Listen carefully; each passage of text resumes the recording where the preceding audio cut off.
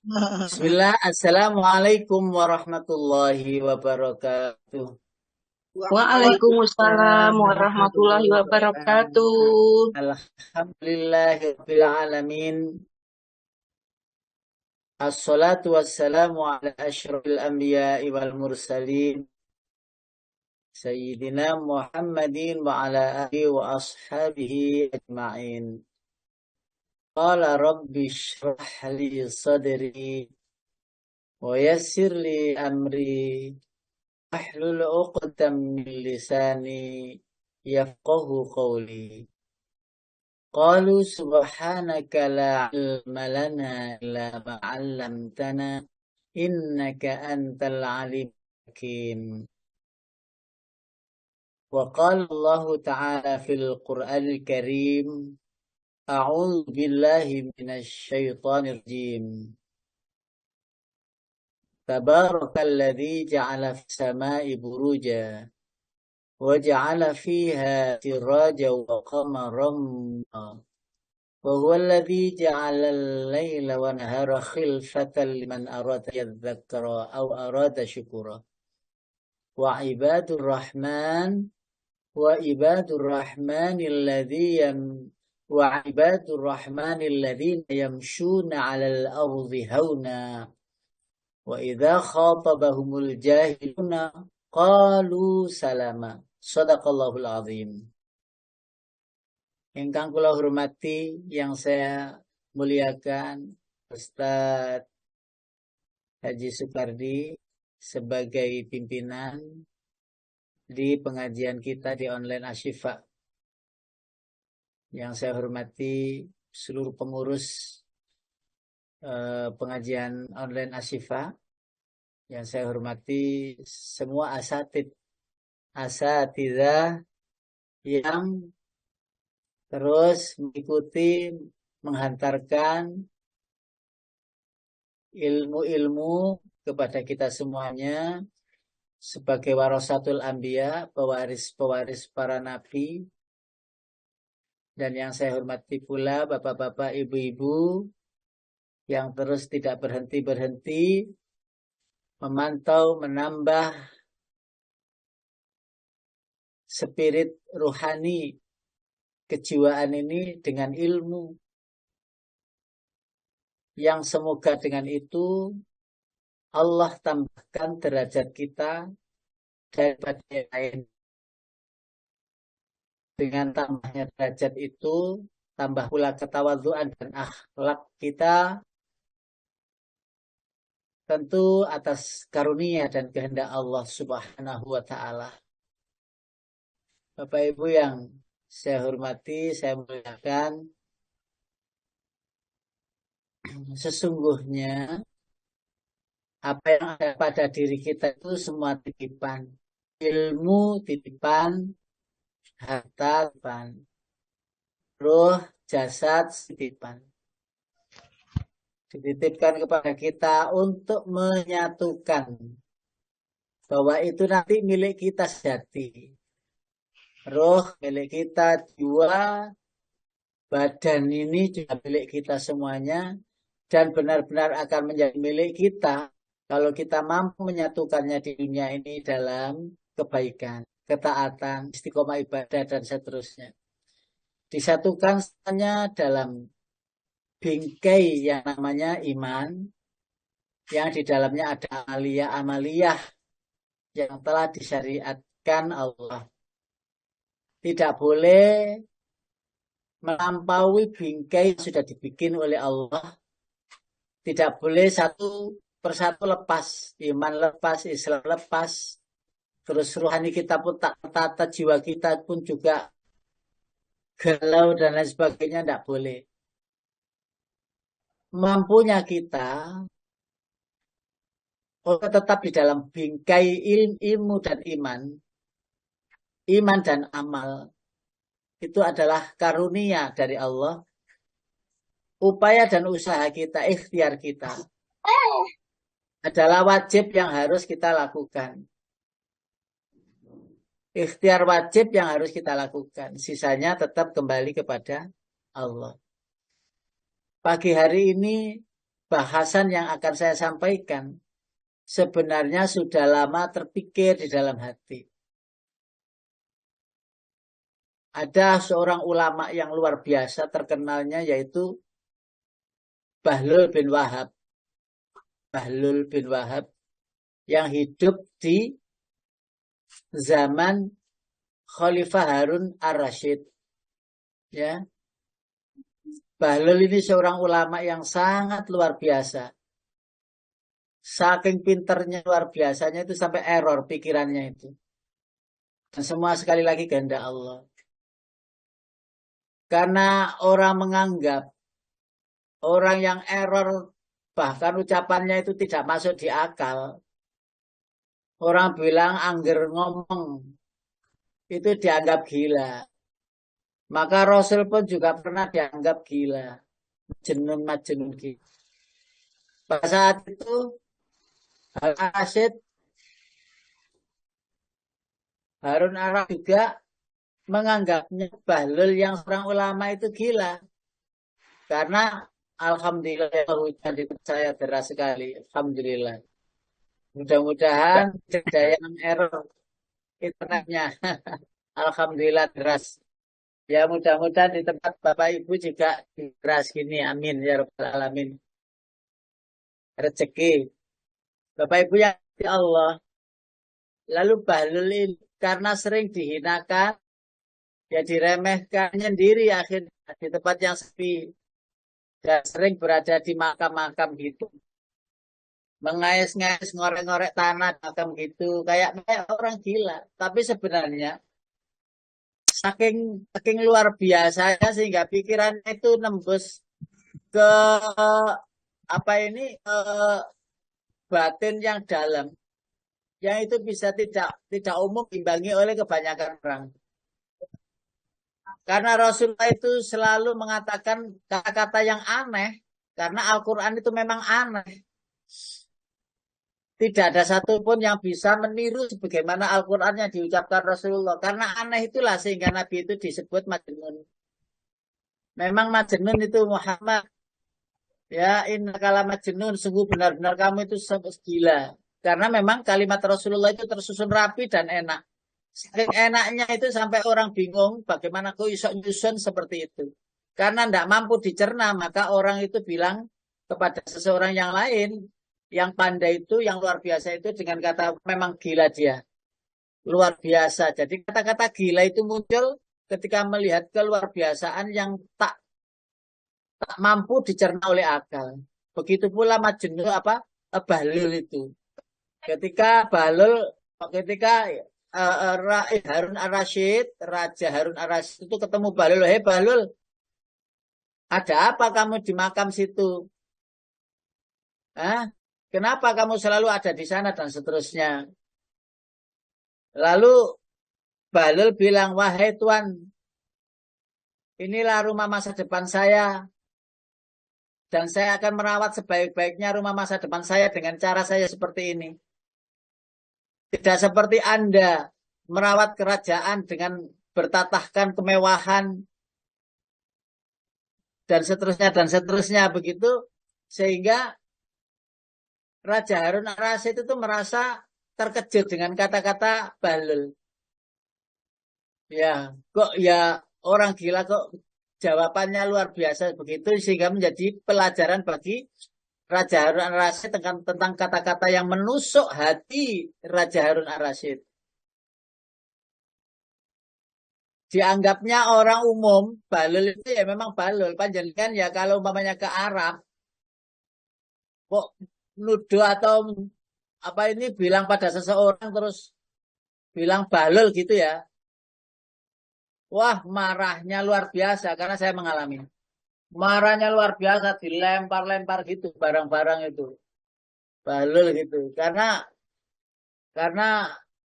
apa ini namanya panggilan yang buruk ya Bahlul itu orang yang gila wes nemen gitu, lebih dari Majnun. Nah, dari situlah muncul topik, wah saya mengambil topik kebodohan itu sebenarnya karunia sebagaimana kepandaian. Lalu kalimatnya begini Bapak Ibu. telaan hidup nggih, kepandaian dan kebodohan itu adalah Allah yang menetapkan. Pandai dan bodoh itu Allah yang menetapkan. Pinter dan tak tahu apa-apa itu kan Allah yang. Jadi itu sudah menjadi catatannya. Catatan bagi kita semuanya yang telah ditulis oleh Allah. Sehingga tidak bisa orang mengelak dari yang namanya pandai pun juga tidak bisa menolak dari yang namanya kebodohan.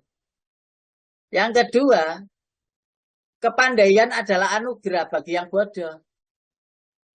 Seandainya tidak ada kebodohan, maka tidak ada pula ukuran kepandaian. Kalau tidak ada ukuran kepandaian, tentu tidak ada orang yang bilang ada yang bodoh. Jadi dianggapnya sama. Karena itu sudah berjodoh berpasangan. Makanya di dalam Al-Quran itu tidak kurang dari 30 kata. Kata-kata jahil, bodoh. Ada lagi yang namanya sufaha. Kama amanas sufaha. Sufaha itu ya bodoh. Safihun. Ya bodoh. Tetapi bodoh anggapan. Jadi orang-orang yang kayak budak ya, yang mereka anggap tidak cerdas, kayak orang-orang yang apa ini eh menjadi buruh itu dianggap orang-orang yang tidak pandai. Maka orang kafir, orang Quraisy menyebut orang-orang seperti itu sufaha. Padahal sufaha itu orang yang bisa menyebut orang lain bodoh itu sebenarnya dia sendirilah yang lebih bodoh. Jadi tidak mungkin orang itu menyebut orang lain bodoh kecuali orang bodoh. Sama dengan orang itu tidak mungkin menyebut orang lain itu buruk kalau dirinya itu tidak buruk. Karena dia mengalami keburukan yang sama, maka memandang orang lain buruk seperti yang pernah ia alami, maka disitulah dia bisa memanggil atau menjustis orang lain itu buruk. Nah, hal yang seperti itu semuanya mengalami. Semuanya mengalami. Tidak ada satupun orang yang tidak pernah mengalami hal seperti itu. Namun orang yang pintar itu selalu mengatakan kepada yang lain itu pintar. Karena tidaklah orang lain itu bodoh dalam satu hal, bodoh dalam hal yang lain. Bisa jadi dia pintar dalam satu apa ini namanya masalah, tapi dalam hal yang lain tidak mengerti apa-apa. Kebodohan adalah anugerah bagi yang pandai. Jadi kebalikannya juga demikian. Jadi kita itu belajar kok gak ngerti-ngerti. Itu guru kita itu senang biasa-biasa saja. Senangnya apa? Diberi materi yang sama ya merasa itu ya belum. Besok lagi materi yang sama. Bapak Ibu materi ini sudah? Belum Ustaz. Loh, padahal itu sudah 2 kali itu. Jadi catatannya di buku itu sajane ya podo tapi ngerasa belum lah. Gitu itu sajane bodoh apa dedel. Sajane ya tidak bodoh. Dalam artian apa? Materi yang lain mungkin ada dia yang memberi materi, materi yang lain lagi dia tidak mau, tidak mengerti. Nah, nanti kita akan bahas bodoh yang bagaimana yang seharusnya kita harus hindari. Yang keempat, Bapak Ibu, adanya yang pandai karena ada yang bodoh. Bagaimana kita bisa menyebut seseorang ini kalau padanannya tidak ada? Yang lain tidak pandai dalam hal tertentu. Yang satu pinter pas kalau masak rawon itu enak gitu. Yang lain masak rawon tidak sama. Tapi seperti itu bukan berarti tidak bisa. Bisa tetapi tidak ahli. Nah begitu. Nah tidak bisa dikatakan bodoh orang yang demikian. Tetapi pasti ada pengimbangan. Ada yang pintar masak rawon, ada yang pintar masak soto, ada yang ahli dalam bidang makanan-makanan kecil, roti dan lain sebagainya dan seterusnya. Kalau disuruh makan, disuruh masak yang lain mungkin tidak ahlinya. Nah, di sini anugerah bagi yang pintar masak rawon tadi Sehingga yang biasa masak yang lain itu minta tolong kepada ahli di masak yang dia ahli. Dan seterusnya bolak-balik gitu. Makanya di situ ada apa ini namanya pengimbangan hidup sebagai jodoh. Ada pinter, ada pandai, ada ahli, ada pinter, ada bodoh, ada ahli, ada yang tidak ahli. Nah, karena itu Rasulullah kan bilang, ya kalau urusan itu diserahkan kepada yang bukan ahlinya bi ghairi ahliha fantadiris sa'ah. Kalau tidak diberikan kepada ahlinya, lebih diberikan orang yang bodoh-bodoh itu, maka tunggu hancurnya. Tunggu hancurnya. Di situ orang tidak banyak menelaah. Karena mungkin yang milih-milih atau yang menjadikan pemimpin itu karena husnuzon saja, ya, baik sangka saja sehingga itu.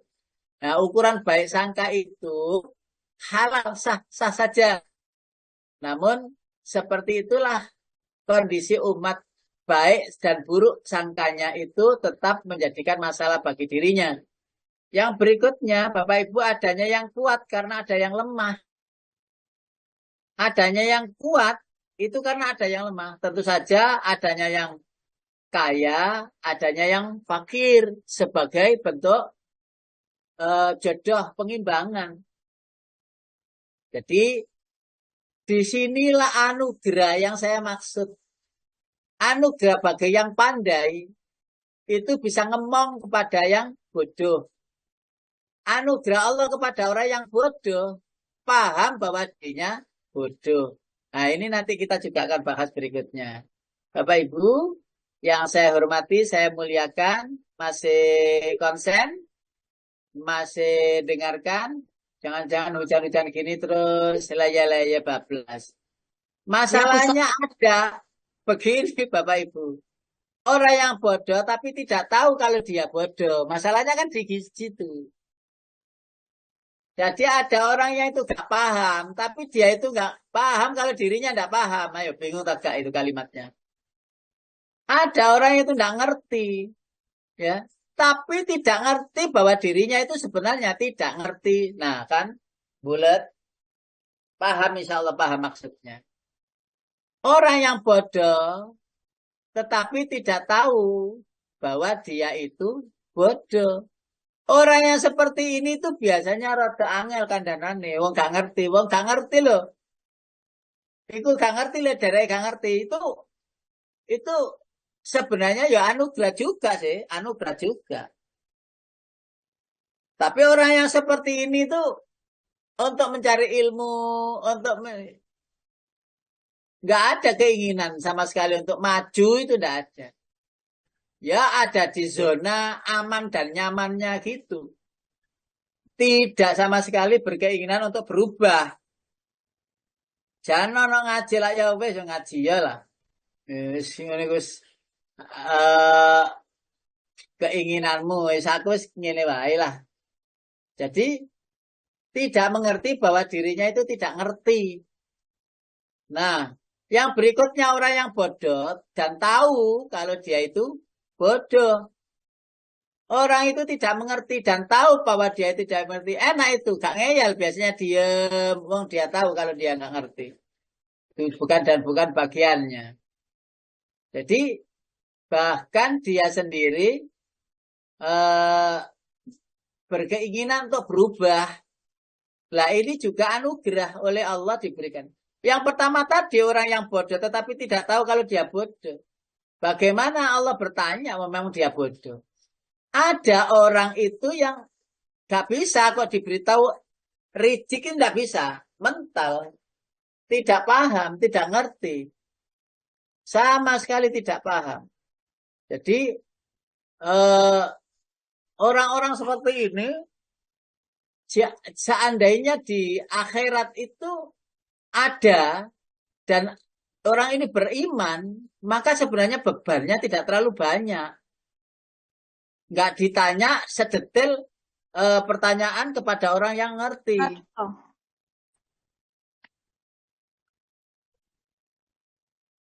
Bapak Ibu yang ketiga, Orang yang pandai dan tahu kalau dia pandai. Orang yang pandai dan tahu kalau dia pandai. Orang seperti ini insya Allah bisa menempatkan diri. Di mana seharusnya berada.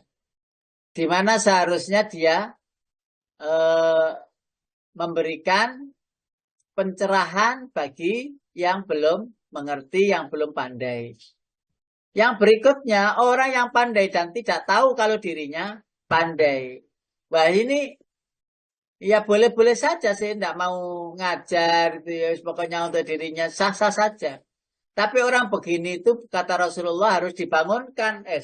Kata Imam Al-Ghazali, orang ini harus dibangunkan. Harus dibangunkan agar dia mengerti dan tahu kalau dia itu pandai. Dan harus diberi lahan atau tempat atau apa saja fasilitas untuk mengurai kepandaiannya itu agar berkembang. Nah, hal seperti ini perlu kita pahamkan bersama. Ada orang bodoh merasa pintar dan ada orang pintar merasa bodoh. Ini ya beda-beda. Orang yang bodoh merasa pintar itu wis wangel kandhanane. Nggak ngerti tapi ya apa ya ngene iku ya ngeyel terus dikandani ku ya gak gampang gitu. Kalau cari alibi, cari alasan wis pokoknya akeh lah. Omongane ya akeh.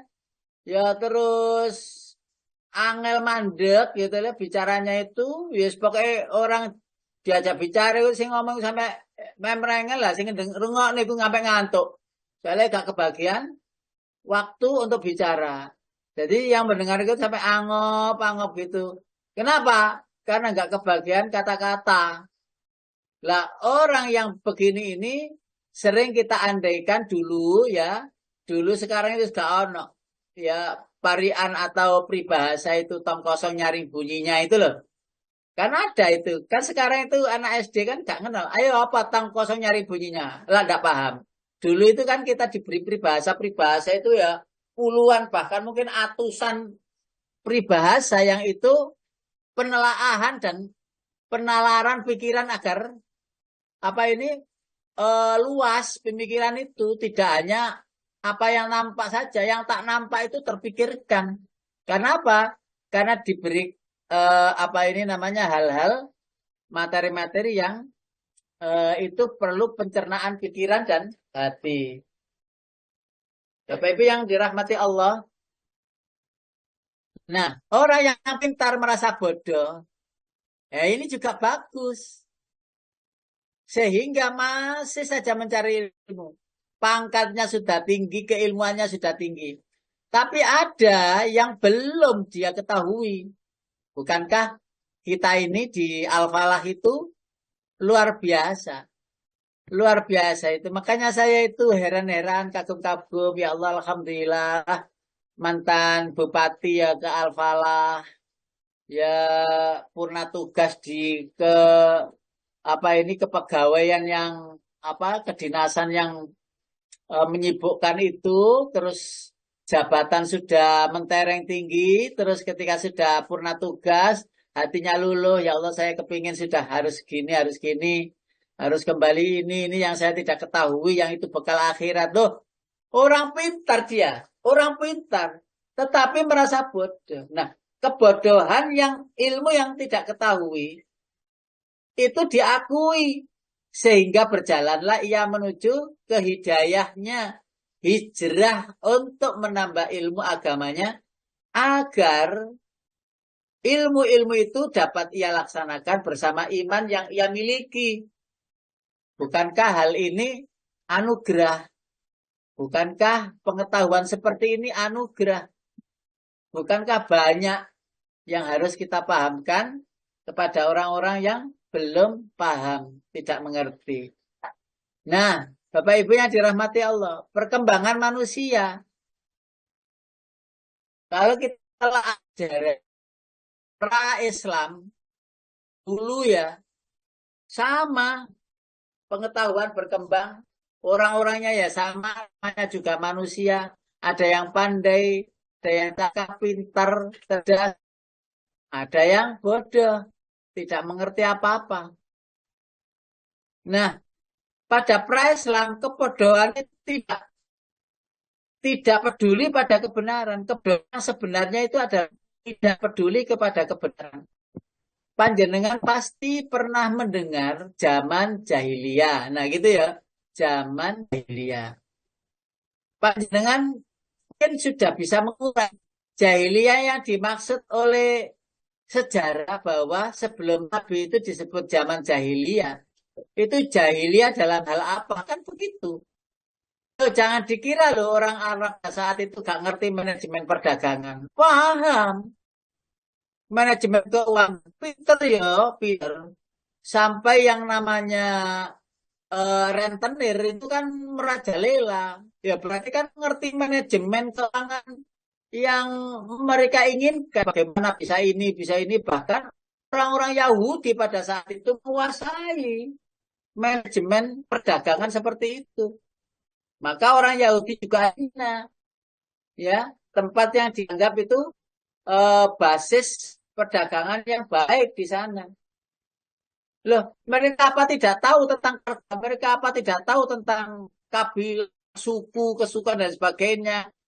Mereka apakah tidak tahu tentang apa ini kekuasaan, tentang kerajaan, tentang apa ini namanya macam-macam hal, ya. Nah, kenapa kok disebut bodoh atau zaman jahili? Itu karena tidak peduli pada kebenaran dan tidak mau tahu kebenaran.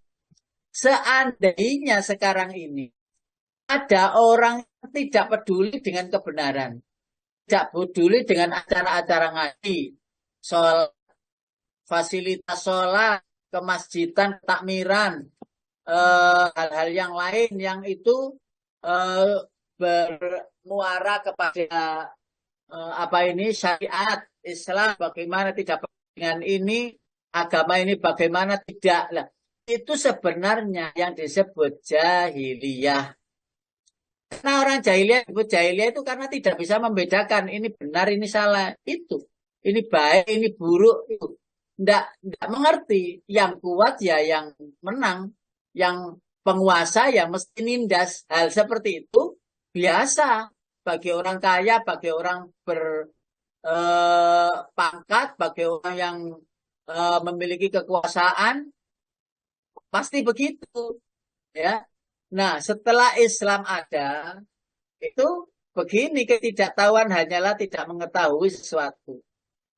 Jadi pasca Islam ini, sesudah Islam itu, ada orang yang mengetahui ilmu hadis, tetapi dia tidak mengetahui ilmu fisika kimia. Ada orang yang paham tentang Al-Quran, tetapi dia tidak paham tentang manajemen keuangan. Ada orang yang paham sama-sama agamanya, pinter tafsir, pinter bahasa, tapi dia tidak menguasai ilmu fikih dan lain sebagainya. Hal-hal seperti ini biasa terjadi. Nah, maka anugerah Allah akan turun bersamaan dengan kebersamaan mereka dalam bertukar ilmu agama. Yang pinter fikih mengajari yang pinter tafsir, yang pinter tafsir dari yang pinter hadis, yang pinter hadis dari dan seterusnya, mengaku belumlah lengkap ilmu agamanya sehingga dia itu sudah menjadi asatid, sudah menjadi mubalik dai, tetapi untuk menimba ilmu sebagai tambahan informasi yang belum diketahui.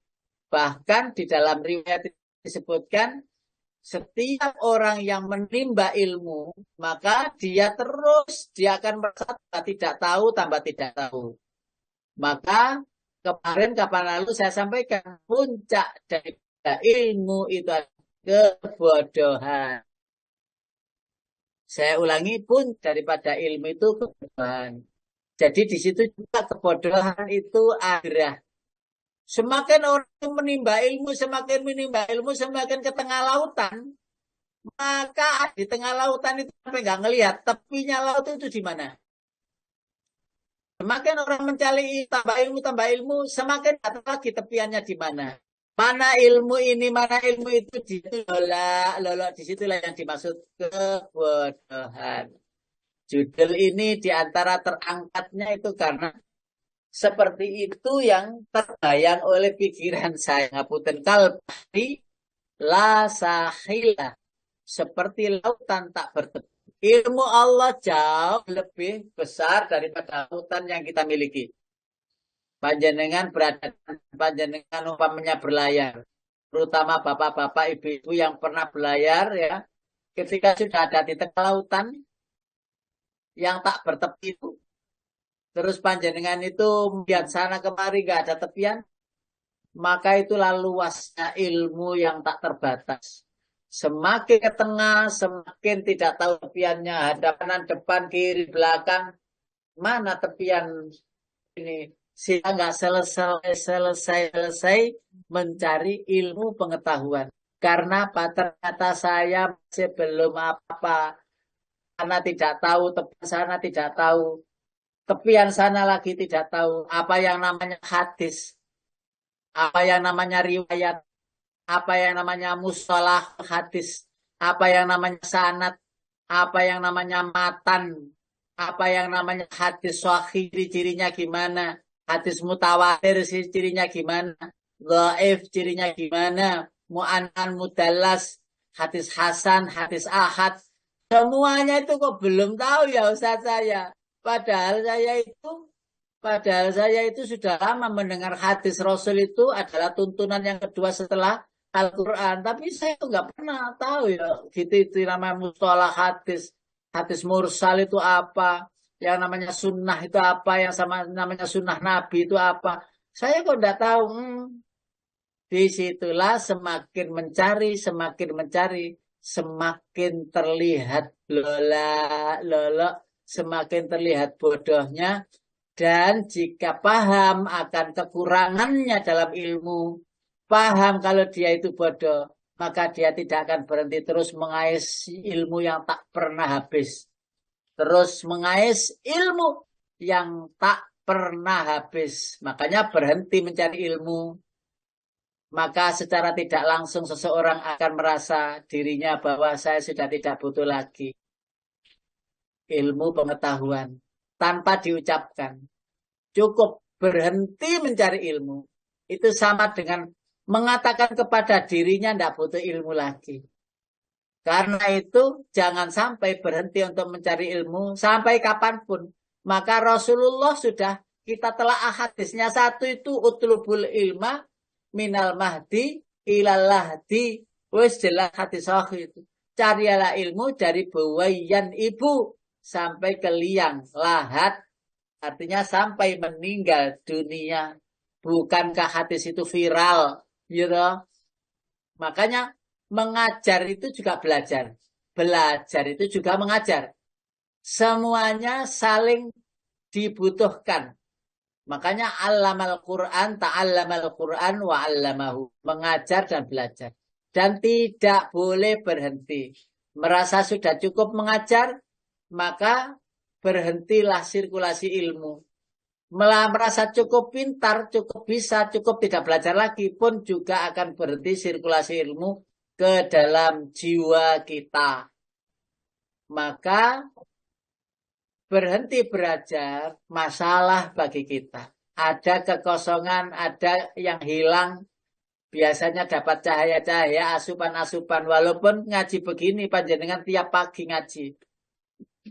Walaupun setetes cahaya dianugerahkan di jiwa kita, di relung roh kita, tetap kita akan butuhkan. Walaupun hanya setetes. Dan mungkin tidak sampai setetes apa yang kita peroleh pagi ini dan pagi-pagi yang berikutnya. Mungkin hanya cipratan cahaya cipratan kecil yang itu nempel di ruhani kita, di jiwa kita. Yaitu cahaya-cahaya ilmu. Ada orang yang bodoh terhadap sesuatu, tapi tidak bodoh dalam hal yang lain. Ya, hal seperti ini, topik pra-Islam, pasca-Islam, modern begini ini hanya topik sebagai pengganti saja. Artinya sebagai topikal saja, tidak menjustis di modern itu seperti ini. Artinya dulu itu begini Bapak, kenapa modern itu terpilah-pilah? Dulu ya Rasulullah itu seorang rasul. Kalau boleh dikatakan presiden ya, ya presiden juga. Artinya apa? Seorang rasul sekaligus seorang umaro. Artinya umaro itu presiden yang bagian ngurus negara. Pada masa Islam, pada masa sesudah Rasul, itu ada khalifah-khalifah empat itu, Abu Bakar, Umar, Utsman, Ali. Keempatnya itu sekaligus pimpinan negara, sekaligus umara. Jadi satu. Dia juga ulama ahli ilmu agama, ya. Juga dia umara ahli dalam bernegara. Setelah Ali wafat, Sayyidina Ali dan seterusnya, maka ada tabi'in, ada tabi'in. Lalu ada khilafah-khilafah yang namanya Umayyah atau Amawiyah, Umayyah. Lalu ada Abbasiyah. Raja-raja itu walaupun jadi penguasa, jadi umara, tapi beliau-beliau memanggil ulama untuk jadi penasihat. Jadi waktu itu ulama ya menjadi penasihat raja. Dan raja sangat butuh nasihatnya agar tidak salah melangkah. Ulama dipanggil begini-begini. Jadi ulama itu tidak dekat dengan raja. Ulama itu tidak mau dalam kerajaan gitu jadi menteri apa tidak mau. Itu ulama yang benar waktu itu. Sehingga raja itu membutuhkan nasihat. Ini boleh nggak ini halal apa haram dan sebagainya. Entah Imam Syafi'i, entah Imam Maliki, entah Imam Hambali. Semua begitu. Lah penguasa-penguasa sekarang tidak butuh ulama. Tidak lagi gandeng ulama dalam hal memutuskan hal halal dan haram. Karena tidak dibutuhkan, ulama ya bingung. Akhirnya ulama masuk di dalam, jadi ulama yang kelayu. Ulama yang mencari, bukan umarok yang mencari ulama, tapi ulama yang mencari umarok. Lah sudah kesalahan dan apa bisa kita memperbaiki? Mboten saged. Kita hanya nasihati saja. Tidak bisa. Mboten saged kita merubah itu karena zaman akan berakhir pada titik terakhir yaitu kiamat. Maka Allah akan menyelamatkan orang-orang yang pandai dalam ilmu agama itu mendekati ulama dan itu larangan. Sejak dulu para salafus sholih itu melarang. Imam Maliki, Imam Hanafi, Imam Syafi'i itu kan disuruh di dalamnya. Tetapi kan tidak mau menolak sejarahnya kan begitu. Panjenengan bisa membaca biografi beliau-beliau. Nah sekarang kok begitu Ustaz? Ya disitulah ulama itu yang akhirnya tidak ada nilai di hadapan umat karena begitu. Nah bagaimana untuk seperti ini? Ya itulah modernisasi yang sekarang ini terjadi. Maka Imam Al-Ghazali tahun 600 sekian mengingatkan al-ulama'u idza amilu wa idza amilu syughilu wa idza syughilu fukidu wa idza fukidu harabu. Panjenengan baca di kitab Al-Ghazali Ihya Ulumuddin bab tentang ulama su dan ulama akhirat. Di situ ada kalimat ulama itu apa sih? Ulama itu adalah orang-orang yang mengamalkan ilmunya. Nah, jika ulama itu sudah mengamalkan ilmunya, maka dia mesti sibuk dengan amalannya. Tidak sibuk dengan ketenaran dan kemasyhuran. Tidak penting dikenal orang, tidak dikenal, tidak penting. Yang terpenting dia mengamalkan ilmu yang dia miliki. Kalau panjenengan kok memiliki ilmu dan mengamalkannya, lah panjenengan masuk kategori ulama. Nah, al ulama itu kalau sudah sibuk gitu, maka mencukup jadi wa idza syughilu fukidu. Jika ulama itu sudah sibuk dengan amaliannya, maka dia berhenti kepada hal-hal yang menyibukkan dirinya dalam hal amal. Wa idza fukidu harabu, apabila dalam keadaan apa ini namanya menikmati indahnya amal terus dicari ketemu dia lari harabu, dia melarikan diri dari apa ini komunitas. Artinya kalau umpamanya dipanggil untuk ini itu dan lain sebagainya, lalu dia itu menghindar dari keduniawian, kemasyhuran dan sebagainya, lari, menyembunyikan diri karena terganggu dengan aktivitas ibadahnya. Sekarang itu ya mencari keterkenalan. Ya keterkenalan, bahkan kalau ada undangan-undangan mesti narip. Ya enggak apa-apa urusan mereka, tetapi kalau umpamanya di antara kita ya jangan. Ada seperti itu. Oh, karena tarifnya gini-gini kan. Iya le dagangan kayak umpamanya apa ininya profesinya apa umpamanya Pak Dokter, Ibu Dokter, apa gitu ya tarifnya umumnya sekian ya. Karena memang itu istilahnya apa ya? Apa ya? eh karunia ilmu yang ia miliki. Tetapi kalau dalam hal agama tidak boleh, tidak boleh mengukur. Ayatnya kan jelas wala tashtaru bi ayati tsamanan qalila. Yang berikutnya ada surat Al-An'am Pak Qadar. Surat Al-An'am bagaimana Al-Qur'an berbicara tentang ini? Bagaimana Al-Qur'an berbicara tentang apa yang kita bahas? Yang pertama ada di surat Al-An'am, surat nomor 6. Surat nomor 6. Pak Qadar ada ya? Nggih. Nggih.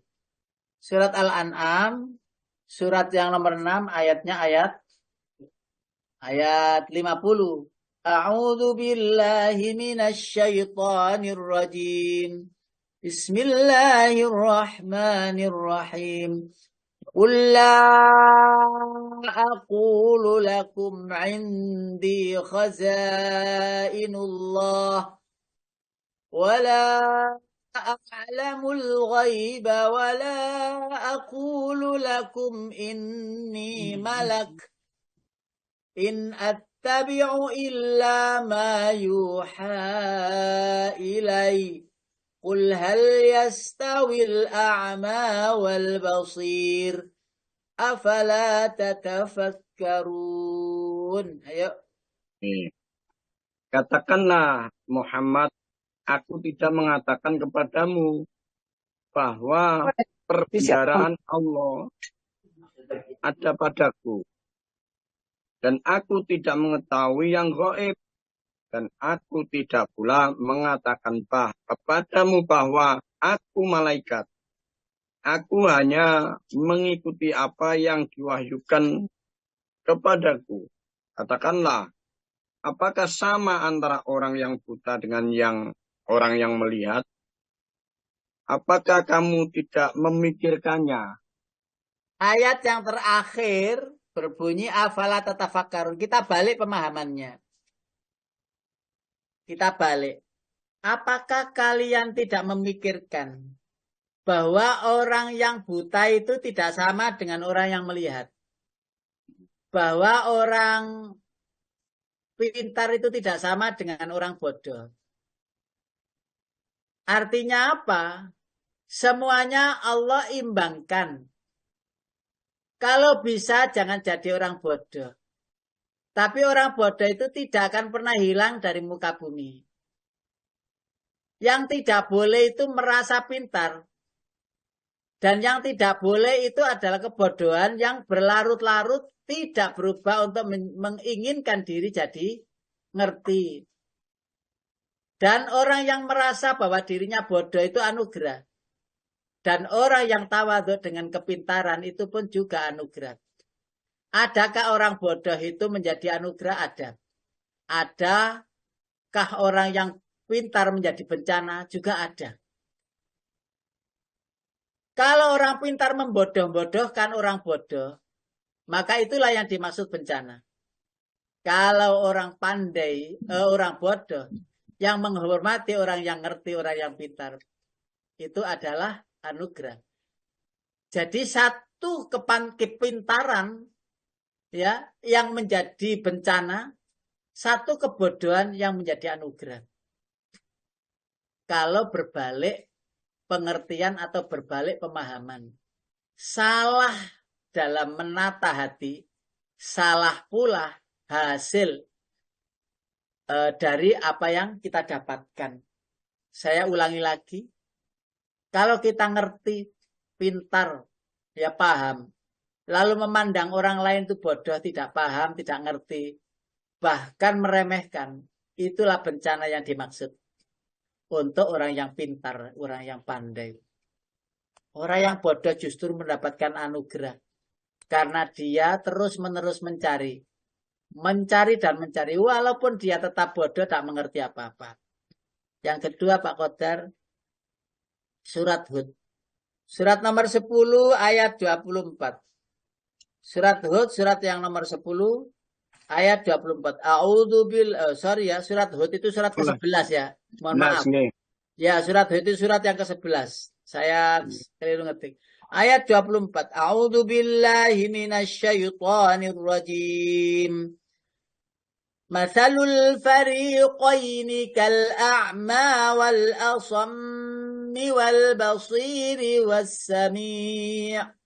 Hal yastawiyani mathala afala tadhakkarun. Ayo. Perumpamaan kedua golongan, yakni orang kafir dan orang mukmin, seperti orang buta dan tuli, dengan orang yang dapat melihat dan dapat mendengar. Samakah kedua golongan itu? Maka tidaklah kamu mengambil pelajaran. Nah, tidakkah bisa mengambil pelajaran bahwa orang beriman dengan orang kafir itu berbeda? Orang yang buta dan bisa melihat itu pun juga berbeda. Nah, orang yang bisa melihat dan bisa mendengar itu berbeda. Karena itu pengimbangan. Ada orang yang mendengar. Dalam hal ini kan mendengar tentang ayat Al-Quran, tentang Islam. Lalu mereka tidak pura-pura tidak mendengar. Ada telinganya itu. Tapi tidak dipakai mendengarkan kebenaran. Ada matanya itu, tetapi tidak dipakai melihat kebenaran. Ada lisannya, tetapi tidak mengucapkan kebenaran. Hal yastawiyani masalah, apakah perumpamaan itu sama? Hal yastawiyani, apa keduanya sama? Masalan perumpamaan. Apakah perumpamaan itu belum dapat memahamkan kepada kita? Maka ayatnya, afala tadakkarun. Apakah kamu tidak memikirkan dengan hatimu, memikirkan dengan perasaanmu. Kalau tatafakkarun memikirkan dengan otakmu. Kalau tadakkarun memikirkan dengan hati, perasaan. Ya lah ya wong jelas Al-Quran itu kebenaran mutlak, yang hakiki, yang kebenarannya itu tidak mungkin bisa ditandingi. Gitu kenapa masih tidak dipercaya? Kalau kitab-kitab yang lain mungkin bisa ditiru, mungkin bisa dirubah, dan perubahan itu tidak banyak orang tahu. Dirubah banyak satu halaman. Apa tahu mereka? Mereka tidak hafal. Enggak tahu. Al-Quran rubahan satu huruf. Rubahan dua huruf. Ketahuan Al-Quran. Kenapa?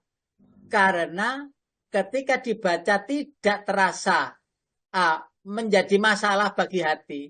Kok rasanya gak enak? Kok rasanya gak enak? Itulah yang dimaksud berpikir dengan perasaan, berpikir dengan hati. Jadi tidak dengan akal.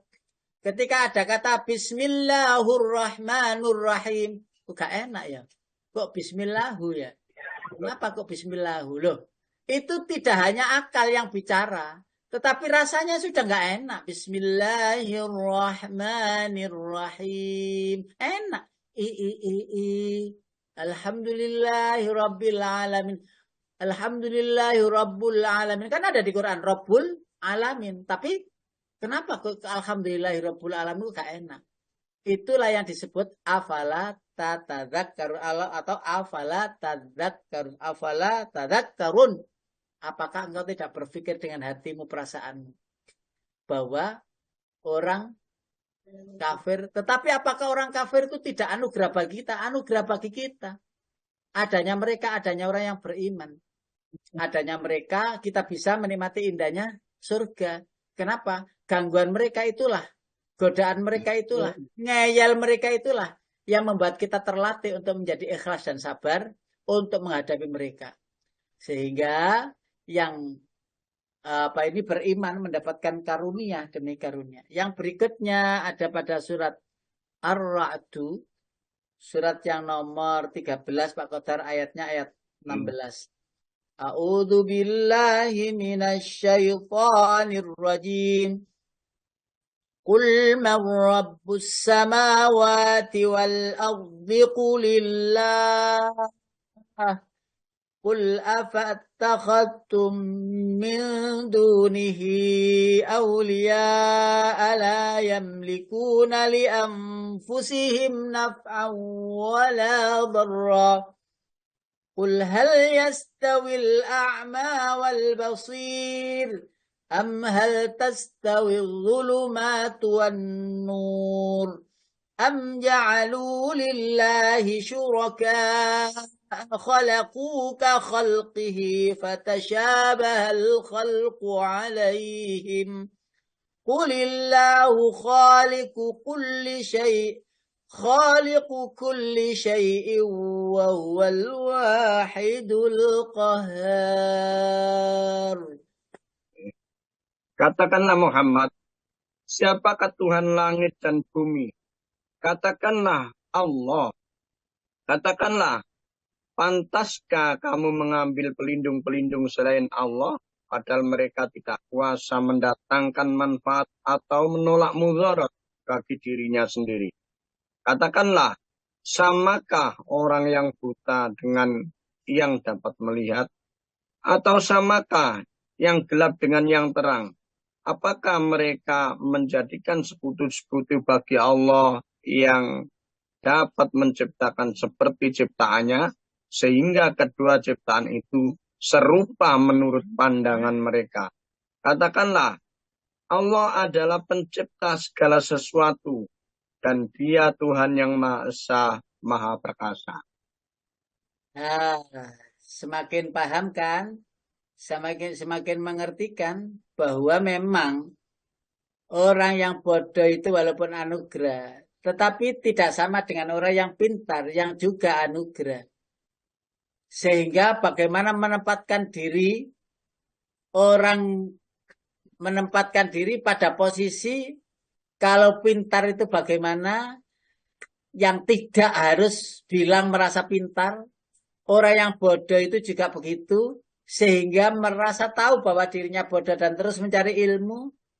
Dan ada orang yang bodoh yang berhenti, tidak mengerti apa-apa, tidak mau cari apapun, tidak berubah dan sebagainya dalam ikhtiar mencari sesuatu untuk jadi dia pandai. Lah Al-Quran ini menyebutkan hal yastawil a'ma wal basir, ya tidak sama. Sama dengan tidak samanya antara gelap dan terang, antara terang dan gelap. Di sini dikatakan hal yastawi dzulumatu wan nur. Selalu kalau ada kata-kata dzulumat, gandengannya an-nur. Bapak Ibu yang dirahmati Allah, jamaah pengajian online Asyifa, selalu kata dzulumat itu jamak. Zulumat itu dari kata zulmun, gelap. Lah zulumat itu gelap. Artinya kegelapan. Kenapa demikian? Karena sumber dari kegelapan itu banyak. Bisa kemunafikan, bisa kedzaliman, bisa kekafiran, bisa kefasikan, ya, bisa kesyirikan dan lain sebagainya. Banyak. Sumbernya itu banyak. Karena itu zulumat itu disebut dalam bentuk jamak. Lalu wan-nur itu disebut dalam bentuk mufrad tunggal. Wan-nur tidak anwar gitu. Anwar itu jamaknya dari kata nur. Kenapa nur disebut hanya mufrad tunggal? Karena nur mewakili dari al-Islam. Sumbernya satu, yaitu Allah. Al-Quran, hadis. Sumbernya satu, dari Allah Subhanahu wa ta'ala. Karena sumbernya satu, maka menyebutnya kata an-nur bukan anwar. Saya ulangi, zulumat itu adalah jamak. Bentuk kalimatnya itu loh. Kedoliman atau kegelapan. Karena sumber kegelapan, kekafiran, kemunafikan, kefasikan, kesyirikan, dan lain sebagainya itu sumber-sumber dari kegelapan. Nah, sumber dari cahaya itu karena satu, maka di situ zulumati wan nur atau zulumatu wan nur. Tidak zulmun wa nurun atau az-zulmu wan nuru, tidak begitu. Tapi az-zulumat. Ya, gandengannya an-nur. Makanya ada kata nurun ala nur ayat 35 surat An-Nur itu atau surat nomor 24. Jadi semakin kita paham bahwa sebagaimana Allah memberikan bermacam-macam manusia itu anugerah.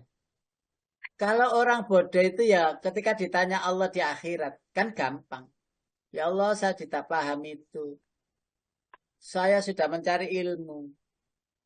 Tapi saya belum paham, gak paham-paham, gak ngerti-ngerti. Kan ada orang itu yang pinter gitu, ya gampang gitu. Ngapalnya itu ya cepet gitu. Ada yang dedel, angel gitu ya. Ngapalnya gak apal-apal, wis. Ya, wis pokoknya ngakune itu ya wis lemot Ustaz, saya itu nggak ngerti, dipahamkan dan ngerti. Dan kita menemukan hal seperti itu ya ada. Diberitahu begini gitu, nanti salah lagi. Diberitahu gini, baca salah lagi yang sama. Nanti sudah benar ya. Ayo baca ulang. Ya, baca itu salahnya sama lagi. Jadi Allah memandangnya hal ini kan sebenarnya karunia Allah, dia tidak membebani nanti di akhirat. Ya mungkin saja ini langsung dimasukkan surga gitu aja. Umpamanya Allah tidak beri kecerdasan. Lah kan sakarep-karepnya Allah. Jadi kadang-kadang orang itu kan bangga dengan kepintaran kepandaiannya. Loh, ya jauh dong. Ya jelas enak orang bodoh tadi itu yang gak ngerti-ngerti tapi terus ikhtiar. Akhirnya masuk surga karena tidak mengertinya. Karena justru tidak paham itu terus masuk surga. Daripada yang paham tadi loh membandingkannya. Itu terus merasa paham, merasa pinter, akhirnya minteri wong. Terus mentalnya mental blok. Sudah paham itu. Angel kandanane. Nah, hal-hal seperti ini tidak boleh ada. Apalagi umpamanya ustadz, apalagi umpamanya dai, mubalik, gak boleh. Harus juga ngaji ke gurunya, ke kiainya, atau ke ustadz yang lain yang senior, ngaji. Atau mungkin yang junior. Kan sah saja. Yang junior ternyata sudah hafal Quran. Yang senior belum hafal Quran. Lalu simak-simaan. Yang senior ngaji di juniornya. Ayo saya dengarkan ya nak. Gini-gini. Loh boleh. Karena apa? Mendahului yang junior itu sabak asus ngerti. Ya toh, bahkan asyra. Bagaimana dia nyambungkan sanad? Ya ke yang junior itu. Karena itu jangan dikira apa ini namanya usia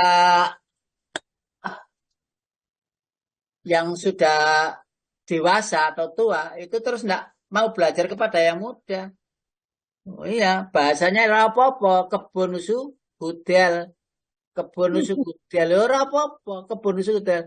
Lah memang kebutuhannya itu ya kayak ustadz itu kan ngajinya kan wis suwe Bapak Ibu. Udah lama. Oleh orang tuanya itu didrill ngaji yang enggak berhenti-berhenti. Ya semondo yang ngajinya suwi. Ya mesti aja ngajinya itu enak. Mesti aja ngajinya itu lancar gitu. Lah ternyata kita yang sudah usia ini kok gak lancar ya ngajinya. Loh terus sadar ngaji. Walaupun itu ngaji itu umpamanya diurut gitu ya ketemu cucu ya. Ya panjenengan sudah usia 80. Lah kok gurunya itu usia itu 30 tahun, 40 tahun. Lah ya butuh. Gitu. Loh enggak apa-apa. Enggak apa-apa begitu itu. Sehingga memang salah-salah gitu ya. Ya wis dianggap api untuk pahala. Salah itu ya wis lumrah menjadi ilate iku wis kaku ngono. Ilate iku wis angel diluk-luk ngono iku angel. Ngono iku dikandani kol-kola ngono jika muni kol-kola iku apa ngono padahal kol-kola iku seru. Nah, bacaan gini salah umpamanya. Loh, membaca berikutnya coba diulang lagi. Loh bener. Berarti hasilnya ya tahu, tapi ya putune iku mau ya kudu telaten. Ya yang kong yang tine golek diseneni. Wong pancene iso-iso ngono. Lah ngono lho. Jadi enggak ada masalah, enggak ada masalah. Yang berikutnya Pak Qadar itu ada surat Ghafir. Surat Ghafir itu nama lainnya surat Al-Mu'min. Jadi kalau tidak ketemu namanya Ghafir, itu surat Al-Mu'min, surat nomor 40. A'udzubillahi minasyaitonirrajim. Ayatnya ayat 58. Bismillahirrahmanirrahim. وما يستوي الأعمى والبصير والذين آمنوا وعملوا الصالحات ولا المسيء قليلا ما تتذكرون. Pendek. Dan tidak sama orang yang buta dengan orang yang melihat. Dan tidak sama pula orang-orang yang beriman dan mengerjakan kebajikan dengan orang-orang yang berbuat kejahatan. Hanya sedikit sekali yang kamu ambil pelajaran. Nah, Bapak Ibu yang dirahmati Allah, betapa banyak yang harus kita renungkan, kita pahami bersama. Betapa banyak. Tetapi kebanyakan manusia itu abai dengan ayat-ayat kauniyah yang dipadu dengan ayat-ayat qauliyah Al-Quran. Ayat-ayat qauliyah yang terucap, yang tertulis dalam Al-Quran, hendaknya dipadukan. Contohnya seperti ini. Ya, apa sama orang yang buta dan melihat? Itu kan tidak sama. Waladina aman wa amilus solihati walal musik dan seterusnya itu. Artinya apa? Karena tidak sama itu. Sama dengan orang yang berilmu dengan orang yang tidak berilmu. Ya beda. Orang yang melihat dengan yang tidak melihat. Ya beda. Tetapi ayat ini kok aneh akhirannya itu. Qalilan, sedikit. Gitu loh. Yang mikir, yang mau diajak berpikir ke situ itu. Sedikit dari kebanyakan manusia. Umpamanya sak kampung itu ya. Dihitung wong kampung ke ono 1000 ngono. Paling sing rajin ngaji ku ya mungkin 20, 50 ngono. Berarti Allah mengatakan qalilan itu terbukti. Memang sedikit orang yang mau tatadzakaru mengambil pelajaran bahwa orang yang bodoh dan paham kebodohannya itu anugerah. Sebagaimana orang pintar yang tahu bahwa dirinya itu ngerti. Itu ya anugerah. Ada sih orang pintar tapi mengaku tidak pintar, mengaku bodoh. Itu pun juga anugerah. Sehingga dia tidak sungkan-sungkan untuk berkonsultasi kepada temannya, keluarga adiknya, anaknya mungkin. Nak, kamu dapat pelajaran apa tadi? Gini, gini, gini, gini. Loh, kalau kok mama enggak tahu ya. Kok kamu kok pintar gitu. Kadang-kadang orang tuanya itu kepandaian agamanya itu disalib oleh anak-anaknya, bahkan cucunya. Pinter gini, gini, gini. Apa sih namanya ini, apa sih namanya ini. Tahu anak-anak itu. Tahu, ngerti. Lah kita itu enggak tahu. Enggak tahu terus mengambil pelajaran dari itu. Dan kata-kata ini termasuk menyentuh jiwa kita, diri kita, bahwa kita itu mungkin masuk di dalam qalilan tadi. Ya, bahkan kalau dibunyikan qalilan ma tadzakkarun, sedikit sekali orang yang mengambil pelajaran. Berarti kebanyakan tidak mengambil pelajaran. Kan gitu kalau dibalik. Banyak dari manusia tidak mau mengambil pelajaran. Dan panjenengan tahu bahasa ya. Kalau qalilan itu ditambahin ma, itu sedikitnya lebih sedikit dari kata qalil.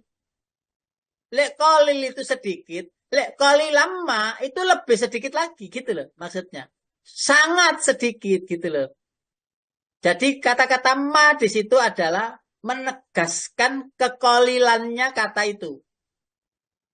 Jadi saya ulangi lagi, kalau ada qalilan terus ditambahin ma, kalau qalilan ma tashkurun, berarti sedikitnya itu sangat sedikit.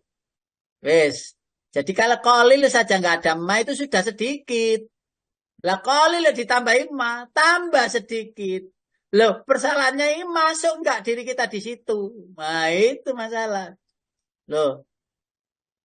Jadi sisi bahasa di sana yang ditekankan. Lah, Kalau tidak paham dengan ini, nggak ada rasa kita itu. Loh, ya Allah, jangan-jangan itu masuk saya. Masuk saya.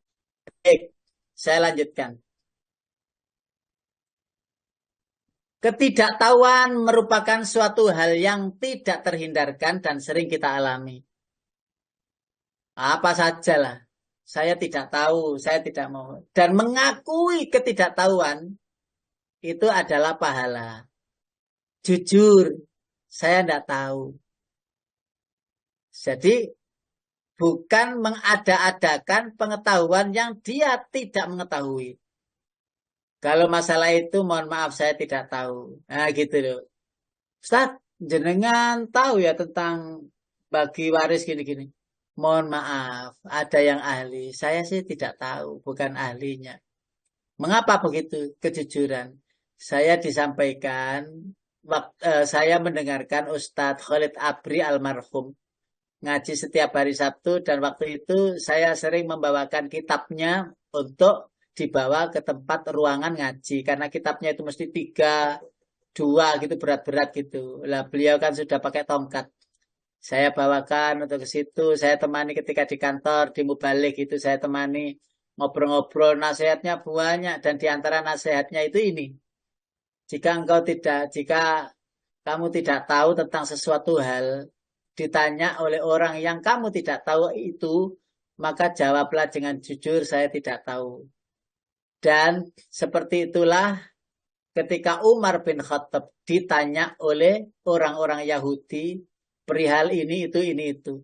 Justru yang dipanggil orang Yahudi diantaranya tanya tentang nama dari Ashabul Kahfi. Tanya Umar. Lah Umar itu ya tidak ngerti ya. Tidak ngerti. Lalu sahabat lari sekejang-kejangnya untuk memanggil Ali bin Abi Thalib. Wahai Ali, bantu Umar bin Khattab untuk menjawab pertanyaan Yahudi. Lah Ali datang itu Umar senangnya berbinar-binar wajahnya. Berbinar-binar wajahnya. Alhamdulillah Ali engkau datang. Ini ada Yahudi bertanya ini. Lalu Ali bin Abi Thalib mengatakan, Rasulullah telah mengajariku 1000 cabang ilmu. Dari cabang ilmu itu, setiap ilmu 1000 cabang lagi. Jadi Ali itu diajari oleh Rasulullah itu berbagai macam ilmu. Sampai nama anjingnya Ashabul Kahfi ya diketahui. Sampai nama pemilik anjing diketahui. 6 pengawal yang lari dari raja itu juga diketahui. Dan jawaban-jawaban itu persis tidak ditambah dan tidak dikurangi. Kalau ahli kan gitu. Nah yang nggak ahli mesti banyak kembangan-kembangannya. Kebodohan adalah sebuah keputusan pilihan. Jadi kebodohan itu sebuah pilihan yang itu terserah pada seseorang. Mau ikhtiar apa tidak. Kalau ikhtiar tidak ada ikhtiar. Tidak ada pahala baginya. Tidak ada kepandaian yang akan mendapatinya. Tapi adakah orang itu yang tidak mencari tahu terus mempelajari sendiri yang itu menjadi mujahid. Jadi panjenengan ya ini saya sampaikan sedikit tentang mujahid. Jadi panjenengan itu kalau sudah tahu tentang ilmu sholat, di manakah perintah sholat itu disebut di Al-Quran. Lalu panjenengan menyebutkan ayat surat bahwa Al-Quran itu mengatakan atau memerintahkan kita sholat. Maka panjenengan sudah menemukan jawaban itu. Tidak perlu mencari ustadz, mencari kiai ulama untuk berpendapat tentang sholat. Karena panjenengan sudah menjadi mujahid. Kalau menengok pendapat Imam Hambali. Walaupun Imam Syafi'i sudah tidak ada lagi yang namanya mujahid atau ijtihad, tidak ada. Tapi Imam Hambali masih membuka. Jadi panjenengan kau sudah tahu ilmu sholat, ilmu zakat. Sudah tahu dari Al-Quran, sudah tahu dari hadis. Nggak perlu taklid. Nggak perlu untuk apa taklid. Memang itu menurut Imam Hambali. Bahkan Imam Hambali mengharamkan. Wong sudah tahu ilmu sholat itu, bahwa itu ada perintah Allah dari Al-Quran. Hadisnya ada. Ya umpamanya hadisnya sholat itu awaluma yuhasabu biladu yaumal qiyamati as-sholah. Umpamanya begitu. Atau sholat shollu kama ra'aitumuni usolli. Kan gitu. Jadi hal-hal seperti itu kalau panjenengan sudah ketahui, tak buka dewe Al-Quran, tak buka dewe Al-Hadis. Cuman syaratnya panjenengan harus tahu bahasa Arab, bekalnya itu. Kalau panjenengan belum tahu bahasa Arab, maka belajarlah bahasa Arab sehingga panjenengan masuk di antara kategori mujahid pendapat Imam Hambali. Tak baleni, pendapat Imam Hambali masih terbuka ijtihad, itu mujahid baru. Mujahid dalam perintah-perintah Allah, larangan-larangan Allah dihindari. Untuk 3 imam yang lain, ijtihad sudah tidak diperlukan karena kitab sudah lengkap, catatan sudah lengkap. Anugerah Allah tak terbatasi oleh apapun. Anugerah Allah tidak terbatasi oleh apapun. Artinya apa? Kepandaian anugerah, jika bisa menempatkan kepandaian pada tempatnya. Kebodohan juga anugerah, karena mengimbangi adanya orang pandai. Buta anugerah, karena ada yang buta mata, buta hati. Tapi walaupun dia buta mata, hatinya tidak buta. Ada orang yang melihat. Ada yang melihat itu tapi tidak bisa melihat. Tetapi mata hatinya juga mati. Tidak bisa melihat juga. Ada orang yang melihat matanya, mata hatinya buta. Ada yang mata hatinya buta, mata hatinya melihat, matanya juga melihat. Dan berbagai macam. Itu semuanya adalah anugerah. Dan bagaimana menempatkan diri seseorang pada semuanya itu dari anugerah dari Allah, maka dialah yang akan berbahagia. Ya, menikmati indahnya pemberian. Apakah semua orang pintar? Mboten. Apakah semua orang bodoh juga? Mboten. Tapi ketika seorang itu bodoh, dalam kebodohannya itu dia itu tetap dalam ukuran kategori ikhtiarnya tidak berhenti. Maka dia akan mendapatkan kasih sayang rahmat dari Allah. Nah, sisanya kita serahkan, kembalikan kepada Allah. Demikian apa yang bisa saya sampaikan. Mudah-mudahan ada guna dan manfaatnya. Kembali kepada hostnya, silakan.